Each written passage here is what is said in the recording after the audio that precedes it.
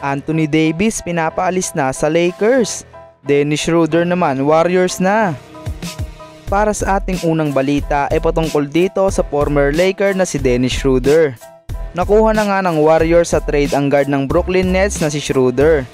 Ang naging kapalit niya dito ay si DeAnthony Melton at 3 second round pick. Ito na nga yung sinasabi ko sa isa kong video dati na kung saan aagawan pa ng Warriors ang Lakers dito sa trade. At ito na nga nangyari na. Tapos may mga nagko-comment pa na kesyo fake news daw. Huwag kayong mag-alala mga idol, hindi tayo nagbabalita ng hindi totoo dito sa ating channel. Mabalik tayo dito sa trade.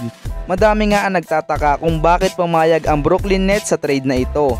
Dahil ang nakuha nila ay isang player ang nagtamo ng season-ending injury at hindi naman nila mapapakinabangan ngayong taon. Samantalang ang Warriors naman ay nakakuha ng isang scoring point guard na maingat sa bola at may maayos na depensa bilang gwardya. Ang sagot dyan mga idol ay hindi naman nalugi ang Nets dito dahil expiring na ang kontrata ni Dennis Schroeder. Kapag hindi nila ito na trade ngayong season ay aalis na lang ito sa Nets nang wala man lang nagiging kapalit at hindi naman si DeAnthony Melton ang pinakagusto nilang makuha kundi yung 3 second round pick na magagamit nila sa kanilang pagre-rebuild. Pero baka hindi i-approve ng mismong NBA ang trade na ito dahil December 14 pa lang sa kanila at December 15 kasi magiging eligible sa trade ang mga players. Anong masasabi nyo sa pagkuha ng Warriors dito sa point guard na si Dennis Schroeder? Para naman sa sumunod na balita ay patungkol dito sa sinabi ni Paul Pierce. Ayon nga sa former NBA player na si Paul Pierce ay sinabi nito na dapat na nga daw umalis si Anthony Davis sa Lakers dahil hindi na daw ito mananalo pa ng kampeonato sa team na ito. Bigyan nga daw ng opportunity si AD na pumunta sa gusto nitong team para mag-champion dahil hindi na nga daw mangyayaring mananalo ito sa Lakers. Hindi naman daw kasi gumagawa ng aksyon ang kanilang management. Sa ngayon nga ay madami ang nagsasabi na hindi coach ang may problema kundi ang kanilang roster na.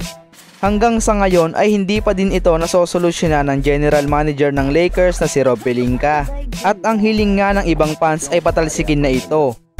Malakas naman ang Los Angeles Lakers, kaso nga lang ay napaka-inconsistent nila sa opensa at depensa.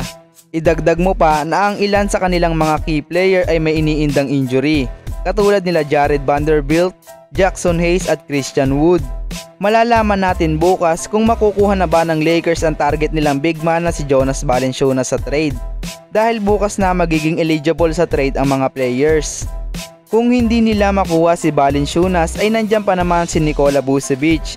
Ang problema nga lang ay madaming teams din ang nagkaka-interest dito. Kayo ba mga idol? Anong masasabi nyo sa video na ito? I-comment lang yan sa baba at ating babasahin. Paki-like and subscribe po mga idol. Maraming salamat po.